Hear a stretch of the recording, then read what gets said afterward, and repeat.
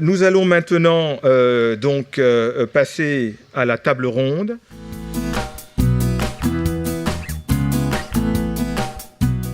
Donc, le thème de notre table ronde est les ingrédients pour construire des acteurs, pour construire des histoires globales.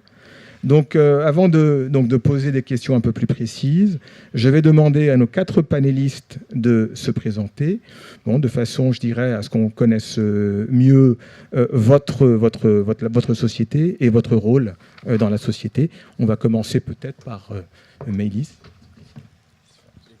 Merci infiniment, et je tiens à présenter toutes mes excuses parce que j'ai perdu ma voix ce matin. C'est pas de chance. Voilà, mais avec le micro, je pense qu'on va y arriver. Donc, je travaille chez BPI France dans la branche, dans la business unit de l'innovation. Et je suis investisseur en capital à l'innovation, et je m'occupe plus particulièrement d'un fonds qui s'appelle Large Venture et qui a vocation à prendre des investissements, des tickets unitaires supérieurs à 10 millions d'euros sur des levées de 20 et plus. Et donc, il s'adresse à des sociétés plutôt à la fin de leur stade de développement, avant qu'elles ne deviennent des ETI. Et je dirais que c'est un peu toute l'ambition de l'ensemble de la maison BPI France, d'accompagner les entreprises françaises et les pousser à grossir et à faire que les PME deviennent des ETI et les ETI des grands groupes. Voilà, ça fait partie de la mission et on met l'accent plus particulièrement au sein de la branche innovation là-dessus. Très bien. Je propose de passer donc à Jamal Labed, EasyVista. Oui, bonjour. Tout d'abord, je suis absolument ravi d'être là. Je trouve ça extrêmement rafraîchissant de voir autant de talents. J'ai vu d'ailleurs dans les clean tech ou dans les 3 catégories, il y avait quand même beaucoup de logiciels. Bon, ici, si j'ai bien compris, je représente un peu le logiciel, même si, comme Maurice l'a dit fort justement, aujourd'hui, il y a un décloisonnement. On voit bien que le logiciel est partout. Le logiciel, c'est l'intelligence des clean tech, c'est l'intelligence de l'Internet. Donc, secteur auquel on ne croyait plus pendant longtemps. Et puis finalement, on redécouvre qu'on a une industrie logicielle en France avec 3000 éditeurs de logiciels et vraiment des choses extrêmement intéressantes. Bien, moi, je suis là en tant que cofondateur d'un éditeur logiciel qui s'appelle EasyVista, qui fait des Enterprise App Store. Qu'est-ce que c'est qu'un Enterprise App Store? C'est tout simplement l'équivalent de l'App Store que vous avez quand vous avez besoin de quelque chose, d'un service. Vous allez sur votre App Store préféré. Mais dès que vous arrivez en entreprise, malheureusement, il ne se passe pas grand-chose. Et là, on revient un peu à la préhistoire. Eh bien, nous, on a décidé de s'attaquer à ce problème-là et d'offrir toute une série de services pour les entreprises, avec la sécurité qui va bien, avec la compliance qui va bien. Voilà. Dit très schématiquement ce que fait EasyVista. EasyVista, donc, c'est un éditeur qui est présent aujourd'hui dans 8 pays avec des présences directes par filiale. C'est 150 collaborateurs, dont 50 aux États-Unis. Donc les États-Unis, c'est sans doute un des sujets qu'on va traiter aujourd'hui. C'est un marché essentiel pour nous. C'est 900 clients. C'est une société qui croît depuis 3 ans de plus de 30%. On a fait cette année, en 2014, 31,12, 32% de croissance de notre revenu reconnu.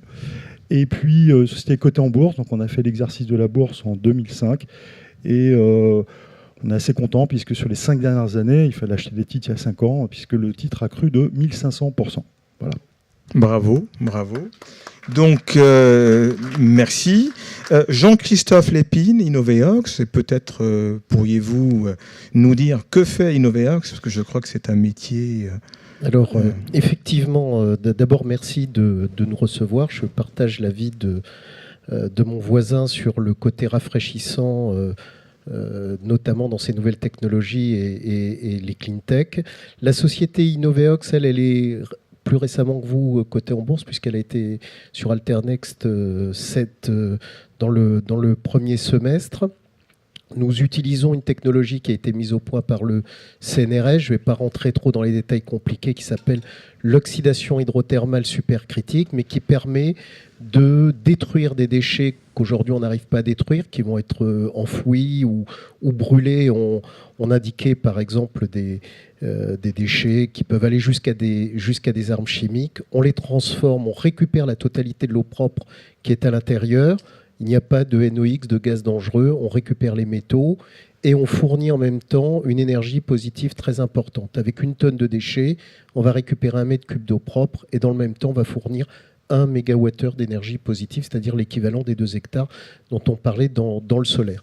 La société a quelques années d'existence. Nous avons signé déjà un premier contrat important sur l'île de la Réunion et nous finalisons actuellement beaucoup de contrats. Nous venons de créer une filiale au Canada. Nous abordons le territoire nord-américain par le Canada et par le Québec parce que nous sommes partenaires d'un groupe qui s'appelle Air Liquide et la filiale principale du groupe Air Liquide se trouve à Montréal, ce qui nous permet effectivement d'essaimer sur l'ensemble du territoire pour aller notamment regarder les problématiques de sable bitumineux, des papeteries et d'autres saletés que l'on retrouve à la surface de la planète et que nous pourrons facilement détruire. Voilà. Merci Jean-Christophe. Donc passons donc maintenant, last but not least, à Nicolas Chaudron, partenaire d'Idinvest. Oui, bonsoir. Donc Nicolas Chaudron. Je pense qu'il y a un marché là pour Intent, parce que si vous pouvez contrôler la température sur la scène, à mon avis, il y a facilement 5 degrés à gagner. Donc Idinvest, notre métier, c'est de financer la croissance des PME en Europe. Aujourd'hui, on a un peu plus de 5 milliards d'euros sous gestion et on a financé plus de 3500 entreprises sur les 15 dernières années. Il y a un quart de nos activités, donc c'est un peu plus d'1,2 milliard qui est du capital risque, donc du financement d'entreprises technologiques, où typiquement on peut investir jusqu'à une petite vingtaine de millions d'euros par entreprise, essentiellement sur les technologies de l'information. C'est là où on a démarré depuis le début. Par exemple, c'est nous on fait partie des investisseurs de Sigfox qui présentait tout à l'heure. On investit dans des sociétés comme Criteo, comme Deezer, Dailymotion, Mythic, etc.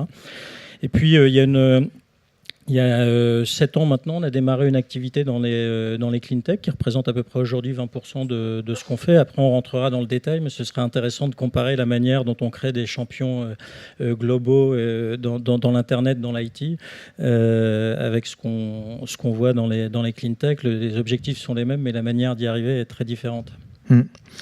Très bien, merci Nicolas. Donc moi je vous propose donc de passer donc à la partie peut-être création de nos Global Champions, en posant la question à nos entrepreneurs. Vu de votre expérience d'entrepreneur, est-ce que aujourd'hui on peut parler de Global Companies, et de par votre expérience, Jamal, Jean-Christophe, comment est-ce que vous avez vécu votre parcours, puisque je crois que dans votre parcours, il y a une forte dose de globalness, je dirais. Donc peut-être pourrions-nous commencer par Jamal, vu de votre expérience, comment est-ce que vous avez vécu votre développement ? Oui, alors moi je vais parler plutôt pour un domaine qui est peut-être un peu différent de celui des clean tech, quoique je pense qu'il y a des invariants, j'imagine. En matière de logiciels et surtout dans mon entreprise, du logiciel B2B, l'international, c'est même pas une question, c'est obligatoire. Pourquoi ? Pour une raison extrêmement simple qui a été rappelée tout à l'heure. Dans le logiciel B2B, la France représente, selon les segments, rarement plus de 5 à 7% du potentiel mondial. L'Europe, la mosaïque européenne, mosaïque juridique, mosaïque financière, mosaïque culturelle, représente rarement plus de 30%. Les États-Unis, qui sont un grand marché homogène, représentent 50% du potentiel mondial la plupart du temps.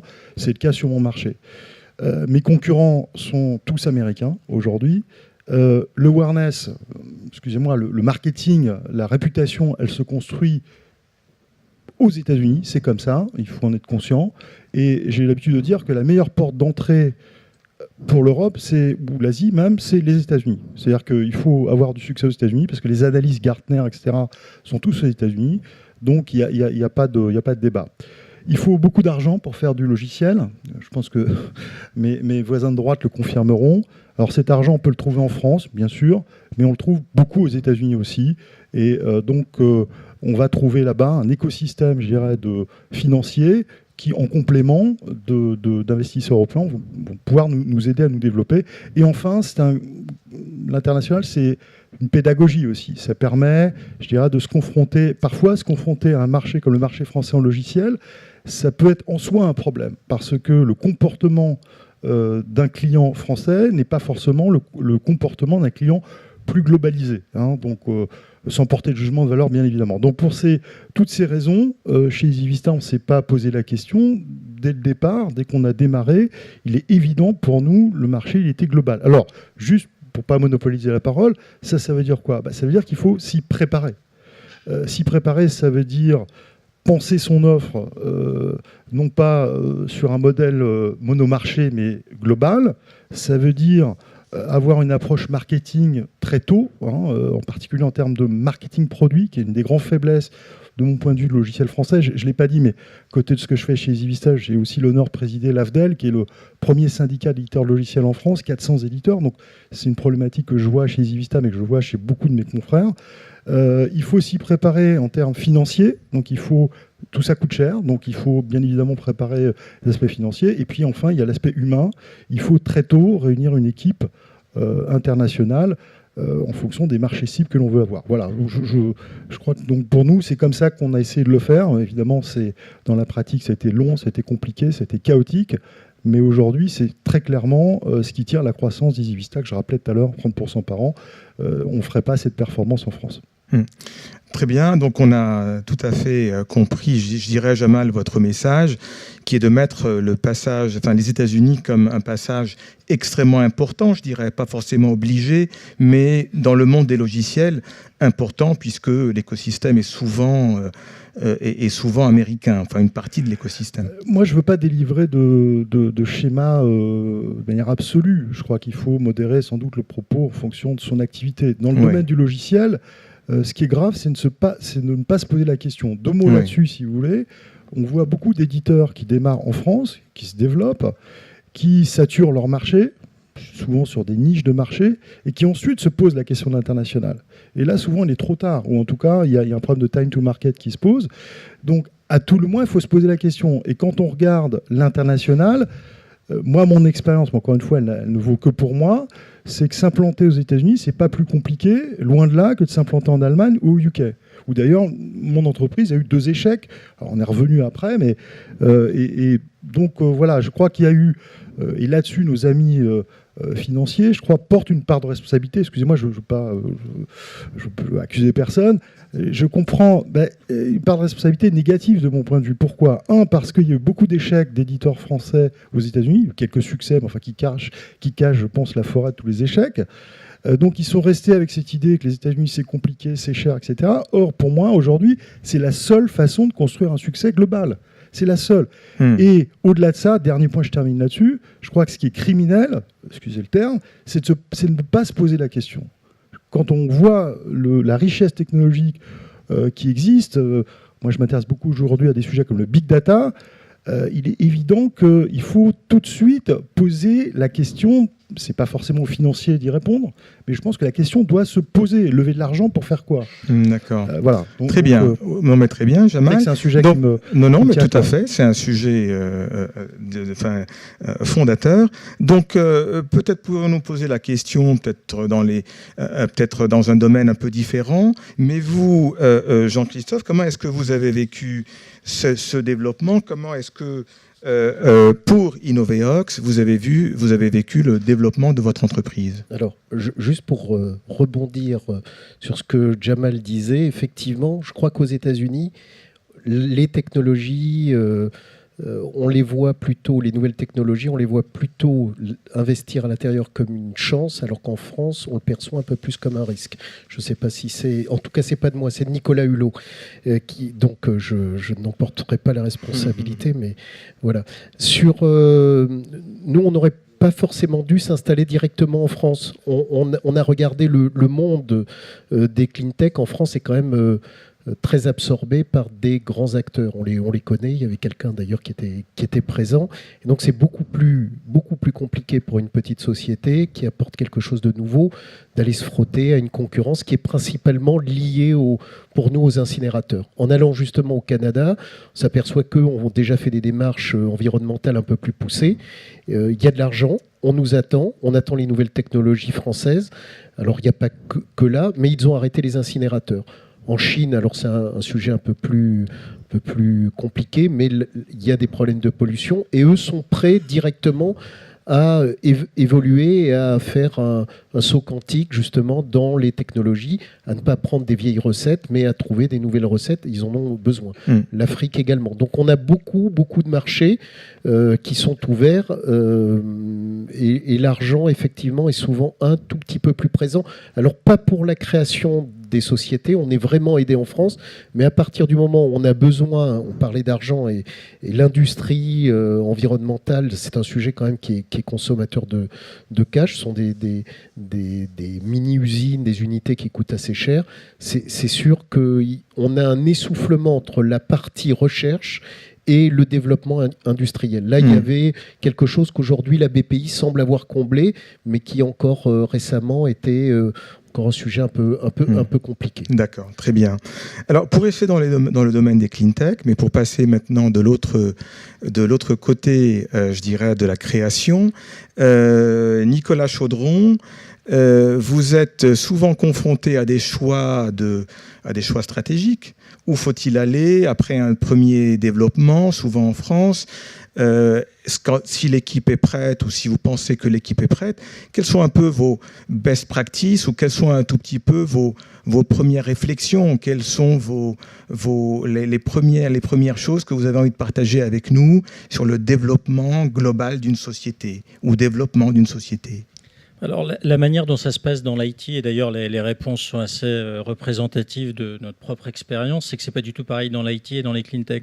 Dans l'IT, ça passe par la Silicon Valley, il faut pas se poser 36 000 questions, et ça passe souvent par le patron qui part s'installer aux États-Unis. Je sais pas si vous y êtes parti, mais nous, tous les exemples qu'on a eu dans le portefeuille, c'est tous les mecs qui ont essayé de recruter un directeur commercial ou un directeur de pays, ils se sont plantés parce qu'un commercial américain, il bullshitera n'importe quel patron de boîte française et donc vous allez vous planter 3 fois et par définition vous avez les mauvais parce qu'un bon commercial américain il va pas rêver de venir pour travailler sur une start-up française et donc du coup nous les boîtes qui marchent bien c'est des boîtes dont les patrons vont aux États-Unis. En effet toutes les boîtes qui marchent bien en ce moment des boîtes comme Talent, des boîtes comme Scality etc. Les patrons sont partis s'installer, ils ont pris s'ils n'habitaient pas aux États-Unis parce que ça c'est une autre tendance, c'est que maintenant on a pas mal de boîtes françaises, les patrons habitent déjà en Californie parce qu'ils ont déjà fait la migration sur une boîte précédente et typiquement Scality, le mec il a lancé sa boîte, il était déjà installé aux États-Unis, mais Talent c'est pareil. À un moment le patron il est parti, il a pris sa femme et ses enfants, donc il débarque toujours un 1er septembre et puis ils inscrivent leurs gamins au lycée français de San Francisco, puis c'est comme ça que ça part. Et donc c'est comme ça que ça se passe dans l'IT. Et il n'y a pas énormément d'exceptions. Enfin bon, c'est la règle des 80-20, mais dans 80% des cas, c'est comme ça. Sur les clean tech, c'est un petit peu différent. Pourquoi ? Parce que les Américains, finalement, ils n'ont pas de problèmes environnementaux. Ils sont peu d'habitants sur un énorme territoire, donc il y a rarement de problèmes là-bas. Les problèmes, en revanche, ils sont en Asie. Donc la thématique de devenir international est exactement la même. Il faut l'anticiper très tôt. Simplement, il faut aller dans des géographies très différentes. Et nous, aujourd'hui, l'attraction internationale, on la voit venir beaucoup de la Chine. C'est le pays qui a le plus... Enfin, les mecs, c'est pas pour être vert, c'est simplement une question de survie quand on voit les niveaux de pollution là-bas et de maintien de leur croissance économique et donc du modèle social, parce que sinon, ça crée des émeutes, etc. Et puis, depuis 3 ans, on a vu une grosse différence également au Japon. Post-Fukushima, il y a eu un vrai changement des Japonais. Et depuis 3 ans, moi, je commence à visiter le Japon, alors qu'avant, j'y allais quasiment jamais. Mais encore une fois, nous, on accompagne le développement des entrepreneurs. Nous, on investit dans nous, on parie sur des entrepreneurs plus que sur des technologies. Donc, c'est des grands garçons, on les accompagne, on le met en place des réseaux. Et puis surtout, la seule valeur ajoutée ou la principale valeur ajoutée qu'on ait, c'est comme on l'a vécu avec 150 boîtes. Il y a quelques erreurs qu'on peut leur éviter de refaire. C'est pas qu'on les ait faites nous-mêmes, mais on les a faites avec d'autres entrepreneurs. Et du coup, voilà, on a une sorte de guide de bonne conduite qui est le fruit de l'expérience accumulée de 250 boîtes. Ouais, ok.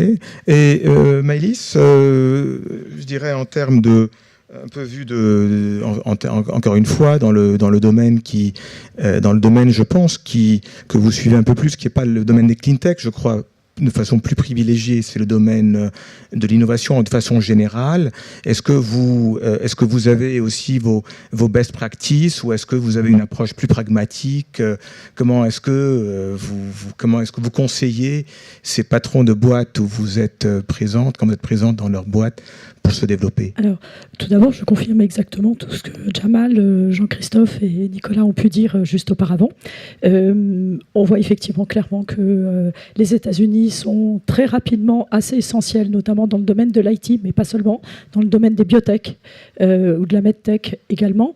Et qu'il faut absolument que les managers, et ça présent en tête, se posent la question et éventuellement prennent des décisions, et on est là aussi pour les accompagner. On a mis en place d'ailleurs une équipe à San Francisco de quelqu'un qui est un correspondant et qui peut aider un peu, et surtout on a la conviction que si l'entreprise peut se valoriser grâce aux États-Unis d'une manière ou d'une autre pour ses marchés, il faut aussi qu'il y ait des fonds américains qui rentrent au capital.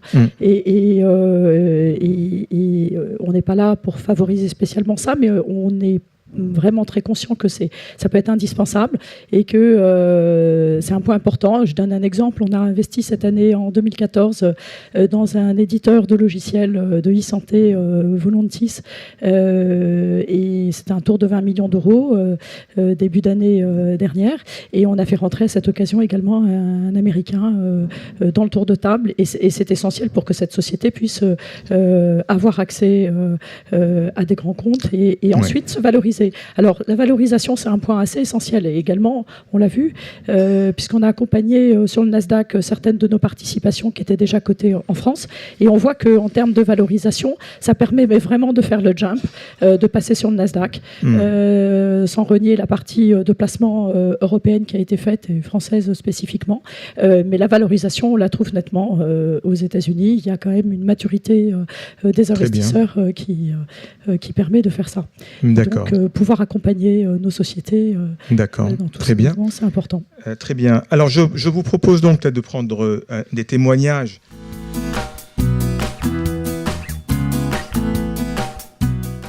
Oui, l'Asie, c'est grand, et il y a surtout la muraille de Chine, et souvent les sociétés européennes rentrent en Asie et hésitent à rentrer directement en Chine, parce qu'effectivement c'est très difficile, il y a c'est culturel évidemment, et autant est-ce qu'il faut d'abord faire un développement européen et après conquérir l'Asie? Je pense que jusqu'à présent, en ce qui concerne tout ce qui est Internet, j'en connais pas vraiment des équivalents d'Alibaba qui arrive de Chine, qui vient conquérir le monde, les États-Unis, l'Europe. Ceci étant, ça ne veut pas dire que c'est pas possible. En Chine, je connais des cas où effectivement il y a des Français.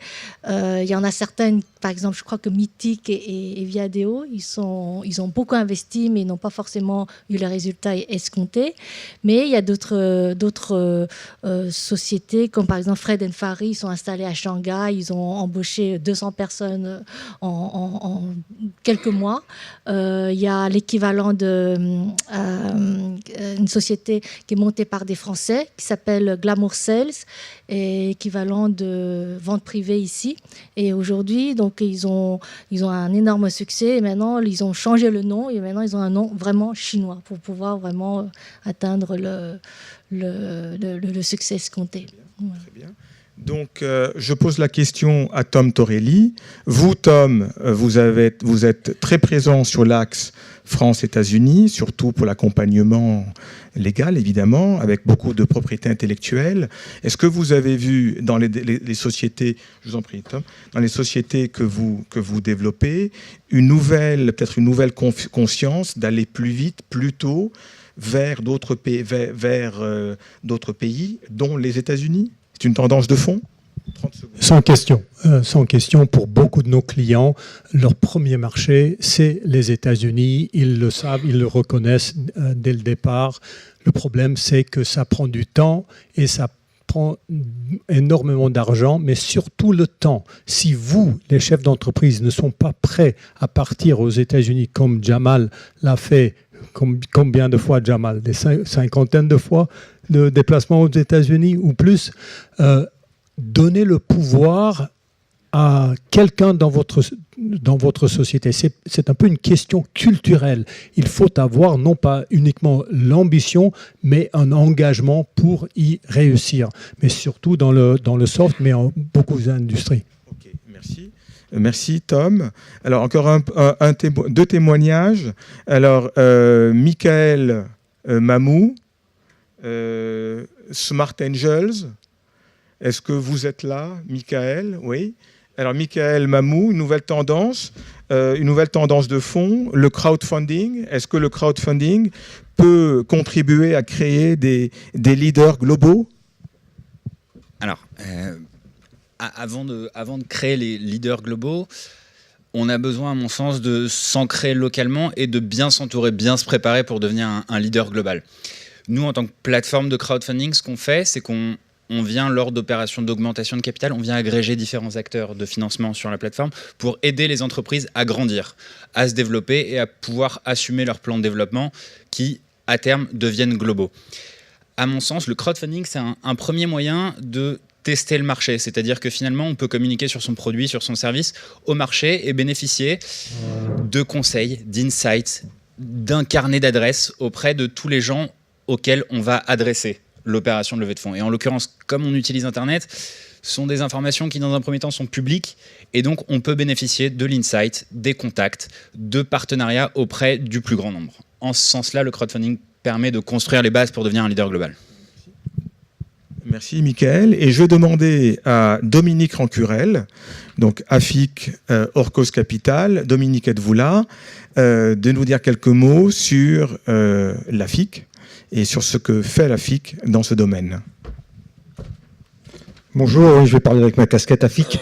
Le vrai sujet, puisqu'on a parlé de performance, d'entreprises qui performent aux États-Unis, le vrai sujet, c'est quand même avoir des fonds pour performer. Et donc, une préoccupation de l'AFIC aujourd'hui, c'est qu'il y a un déficit dans le financement des PME. Et il est important que les PME soient financées. C'est une cause nationale, on va dire ça comme ça. Il y a un déficit important de levée de fonds qui est de l'ordre de 2 milliards. Il y a 12 milliards de besoins d'investissement et on lève environ 10 milliards par an. Donc un 2 milliards de déficit. Il y a le rapport Bella-Tambourin qui a extériorisé même que en termes de financement de l'innovation, le déficit était de 2 milliards. Donc c'est un vrai sujet. Je vous rappelle que 1% de contribution de l'épargne représenterait aux environs de 100 milliards pour l'investissement. Donc c'est pour vous dire que ce sujet-là, l'AFIC se bat pour que l'épargne des particuliers soit drainée vers l'investissement. Il y a des éléments qui ont été mis en place, notamment le PME, et on s'est aperçu que le PME finançait le côté et finançait pas les instruments privés. Donc c'est un vrai sujet de préoccupation sur lequel on fait beaucoup de lobbying auprès du gouvernement pour inciter l'épargne à venir s'investir dans les PME et PMI. Très bien. Très bien, merci Dominique, merci à tous. Nous allons donc conclure et je vous remercie donc pour vos interventions.